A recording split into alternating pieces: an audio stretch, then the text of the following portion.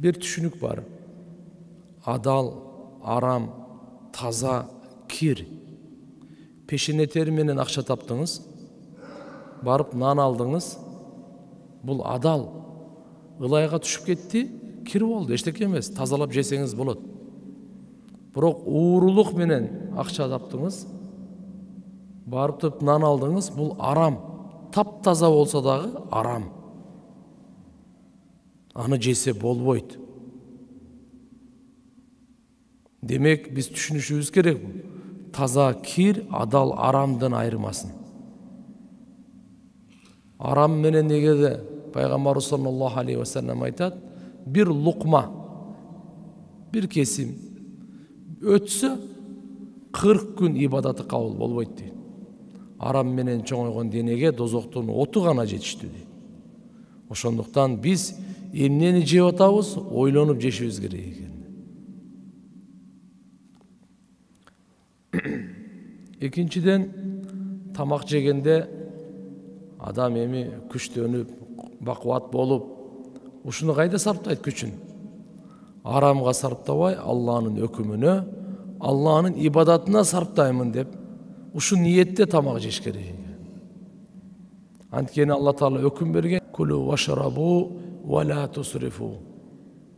Тамактангыла, ичкиле, бирок исраф кылбагыла. Исраф кылбаганга Алла Таала өкүм берген. Курсак ток мезгилинде үстүнөн тамак жебегиле дейт. Бизде курсак ток, тамак алып келсе дагы эле мына ошо зыян болуп калат экен. Ошо ашыкча нерсе туура болбойт экен. Курсакты тойгозо жебеш керек экен, бир аз калтырып коюш керек экен. Кече эле айтканбыз, ашказанды 3кө бөлүп, бир бөлүгүн тамакка, бир бөлүгүн сууга, бир бөлүгүн бош. Имам Шафии деген улуу имамдар болгон. Имам Шафии айтат, 16 жыл курсагымы тойгозо тамак жеген жокмун дейт. Бир эле жолу жеп алдым дейт 16 жылда. Ито колуму оозума салып кусуп койдум дейт.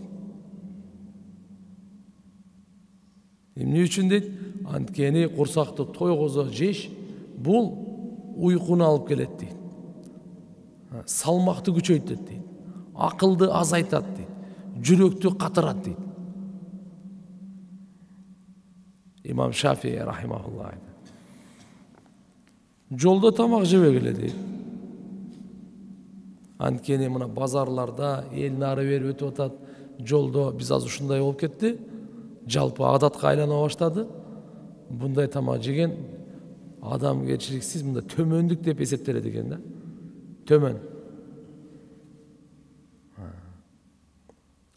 Намаздан мурда пияз, чеснок, кам пияз, кам чеснок жеп намазга келбегиле дейт. Анткени жагымсыз жыт чыгат. Пайгамбар саллаллаху алейхи ва саллям коомчулукту дагы эске алып, мага эчтеке эмес дегени менен сенин жаныңдагы адамдар ыза тартпасын. Жаныңдагы адамдар жиркенбесин. Муну эске ал. Жума күнү жума намаздан кийин тамактануу сүннөт. Жума намазды окугандан кийин тамактанып, андан кийин түшкү уйку, кайлуула деп коет. Тамактан кийинки. Өзү түшкү тамак мындай тугандар. Түштө бир аз укташ, бул сүннөт. Түштө. Бул намаздан мурда тамактанаспы, намаздан кийин тамактанаспы, кыскасы тамактан кийин уктаган сүннөт. Бирок жума күнү жума намаздан кийин тамак жеш сүннөт. Кечки тамакты таштабагыла дейт. Пайгамбар саллаллаху алейхи ва саллям хадисинде келет, силер кечки тамакты таштабагыла, анткени каарылык алып келет дейт бул. Бизде орустардын бир сөзү бар го, эрте менен өзүң, түштө досуң менен кечкини душманыңа берди. Ал болбойт. Бизге пайгамбарыбыз үлгү. Пайгамбарыбыз саллаллаху алейхи ва саллям айтып атат. Ал каарылыкка себеп болот. Алсыздыкка себеп болот. Кечки тамакты таштабагыла дейт. Алтын күмүштүн идиште алтын күмүштөн жасалган идиште тамактанмагыла дейт. Мейли ал кашык болсун, вилка болсун, алтын күмүштөн жасалган бычак болсун, бардык тамактанууга инструменттердин бардыгы буга кирет. Идиш аяк болобу, чыны болобу, кесе болобу, кандай болбосун, табакпы, алтын күмүштөн жасалганга тыюу. Уламалар, алымдарыбыз макру деп фатваларды берген, жакшы эмес. Пайгамбарыбыз саллаллаху алейхи ва саллям тыюу салган. Чогулуп тамак жейиш. Ар ким өзүнчөсү бала чака менен отурганда чогуу эле. Досторуңда чогуу эле тамак жей. Буда береке бар дейт. Чогулуп тамак жегенде береке бар.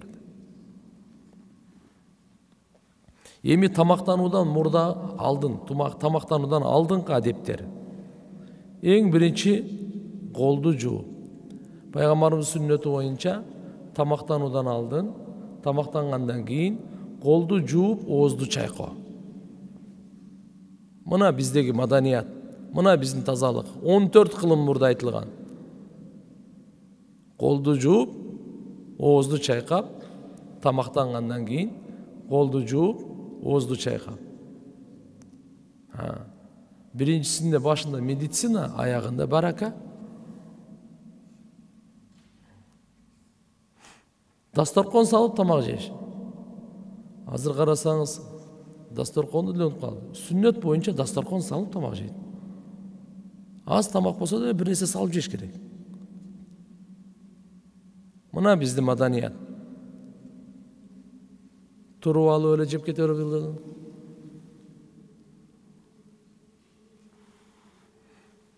Бут кийимди чечип тамак жейиш. Өзүңүздөр байкасаңыз керек, бут кийим менен жеп, бут кийимди чечип жеген чоң айырмасы бар. Адам рахаттанып жейт бут кийимди чечкенде. Бут кийимди чечип жегенде өзүнчө рахат. Пайгамбар саллаллаху алейхи ва саллям сүннөтү бут кийимди чечип тамак жегиле дейт. Текеберленип эмес, кичпейилдик менен тамак жегиле. Пайгамбар саллаллаху алейхи ва саллям отурганда дагы айтат эле, бадышалар отургандай отуруп тамак жегебей эмес, кулдар отуруп тамак жегенде Аллага жагат, мен ошондой тамак жейм дейт. Өзүн төмөн алып. Тамак жегенде отургандын 3 түрүн деп айтат. Мустахаб, има. Бул Аллама Шами рахимахуллах.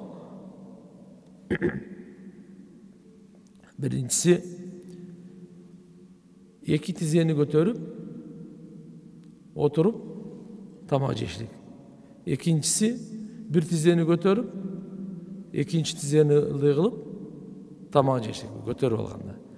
Үчүнчүсү ат-тахиятта отурабыз го, бирок ат-тахиятта оң путту тике саябыз да, андай эмес, жөн эле жыгытып коюп, жөн эле отуруш. Мына үчөө тең ушул сүннөткө ылайыктуу, жөнөкөйлүккө ылайыктуу тамак жегендин отуруу адебине болот экен. Бир аз көбүрөөк экен, Кудай кааласа. Жана тамак жегенде оң кол менен жейбиз туугандар. Суу ичкенде дагы оң кол менен, тамак жегенде дагы оң кол менен.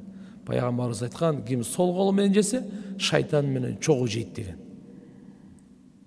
Тамак жегенде бисмилла деп жейбиз. Бисмилла ва аля баракатилла. Бисмиллахир-рахманир-рахим.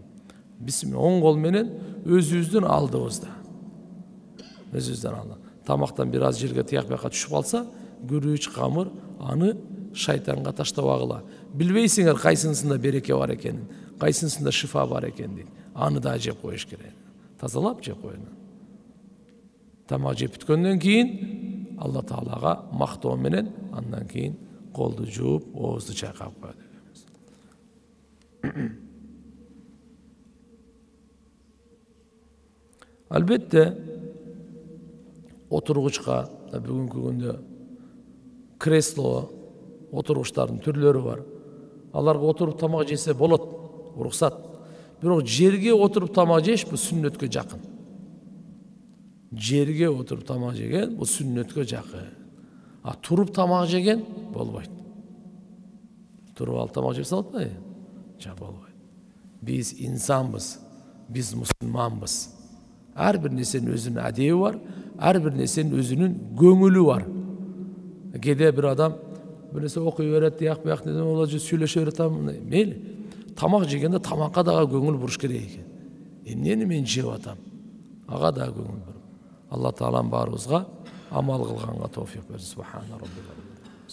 Ва саламун алал мурсалин. Алхамдулиллахи раббил